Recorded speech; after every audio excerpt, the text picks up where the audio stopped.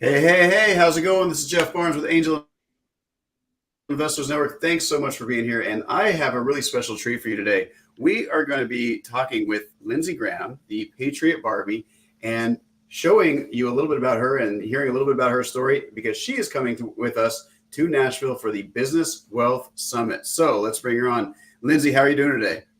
Hey, I'm great. How are you, Jeff? I'm doing fantastic. Thanks so much. So we're really excited. We're going to have you on stage at our Business Wealth Summit in Nashville, May 29th through 31st, where we're going to be talking to investors and business owners and entrepreneurs all about buying or acquiring, scaling, and selling businesses. And you have just such an incredible story. I'm really honored to have you there because you have been through the ringer when it comes to running your business and, became an author because of it. And so why don't you tell folks a little bit about yourself?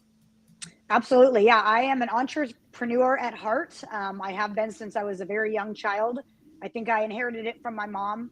I started doing hair in 2005. And by 2009, I had opened my first salon, grew that and scaled it to a 25 chair salon. My husband and I had opened a 30,000 square foot gym in Woodburn, Oregon, and we had acquired four franchise tanning salons. Lots of businesses in Oregon. We were thriving, loving our life, and doing what came natural to both of us. And in 2020, as everyone can remember, non-essential businesses got locked down, and my husband and I suffered a devastating blow running our businesses and trying to provide for our family.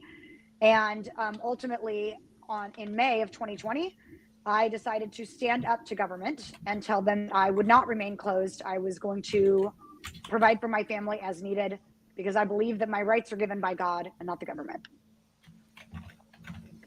Well, let me get back in here. So that's an incredible story, incredibly powerful. Those of us that lived through that, same thing here at AIN, we were doing live events. And so being told we couldn't run our business anymore was just devastating for us. And so, our slogan here is we perpetuate free enterprise and capitalism. And if you are a business owner and you're out there doing great things in the world, which let's face it, some people think that business owners are evil and greedy and capitalist pigs.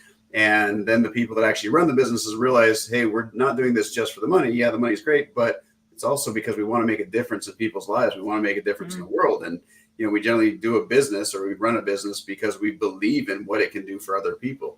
Most people are not out there trying to get into business just to make things worse for everybody else, right? It doesn't really compute, right? Karma doesn't work out.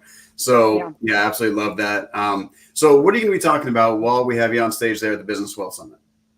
Well, I would really like to talk about kind of my journey from, running those very, very, very successful businesses to, losing all of them to cancel culture, to government tyranny, to my decision to stand up really ultimately cost me all of those businesses.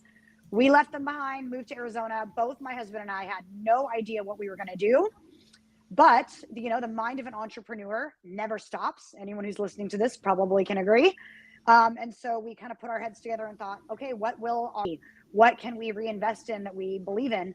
We had both had a really bad taste in our mouth about opening brick and mortar buildings that people could target. My salon had gotten damaged and threats and things like that.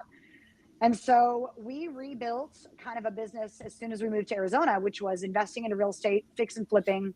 And then I got my real estate license and we did fix and flips for a couple of years. But as the journey went on, I really felt a pulling, which was God's calling toward fighting for freedom for these business owners, because I had experienced complete tyranny being shut down. And so did every business owner in America. I had really felt like that called me into a purpose, that God had allowed that to happen for a reason. And so I dove headfirst into an accidental brand called the Patriot Barbie. I was actually labeled the Patriot Barbie by cancel culture. It was meant to be an insult. And I took it and ran with it.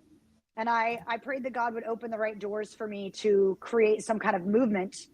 And what happened was, in that obedience, just doors opening, brand building like I've never experienced before, and rising up from the complete and utter annihilation of our wealth and our safety and security to rebuilding a whole nother lifestyle, completely entrepreneurial all over again. In fact, I have more businesses now than I did in Oregon. And I'm much happier now because my businesses serve a purpose. Like you were saying, when I had a salon, I was certainly making plenty of money. I was selling hair extensions. I was renting out spaces. But really, one thing that I know happened when I was removed from that culture is I had given 25 women a home where I empowered them and uplifted them and supported them and encouraged them. And that is very rare in the salon industry. There's a lot of cattiness and drama, as you can imagine. To me, I loved being the person that brought everyone together, that people would say, I know I love my salon owner. She's very supportive. She's very, gracious and selfless. When Salem lost me, they lost that. All of these stylists actually went and did their own studios. Now they're all segregated and solo and on their own. And there is no community anymore between those women. And so I miss that. And I understand what it's like to have a business with purpose. And I didn't even realize that was my purpose at the time. But now I do so much more. And it's all synergetic. And I really just want people to understand that not everything that breaks you has to destroy you. I've had multiple roadblocks in businesses, even during my salon, and always have picked myself up. Someone said I bet on myself, which I love that terminology. I took a bet on myself over and over again. And when you believe in what you're doing and you believe in yourself and you believe in your brain, mind, and physical capacity, that you can rebuild and you can build anything you'd like. Absolutely. And when one of the things we find with a lot of entrepreneurs is when you put the passion behind it, that's like the secret, the magic sauce, right? When people really want to flock to you and you create a culture around your business and your customers and everything else. So congratulations on that. I know it was not a fun journey. Those of us that live through it as business owners, we still probably have PTSD from it. But for some of us, that gives us the fight to go back out there and do it again another day. So Lindsey, thank you so much. I'm really looking forward to having you there. And we'll post links in all the chat for everybody. So if you guys want to learn more about the Business Well Summit, that'd be great. If you want to get a chance to meet Lindsey in person, by all means, come out to Nashville. And Lindsey, it's going to be truly an honor to have you there. Can't wait. Thank you. Thanks so much, Jeff. I look forward to it. And I look forward to empowering all of your people. Outstanding. I'm looking forward to it. Take care, everyone.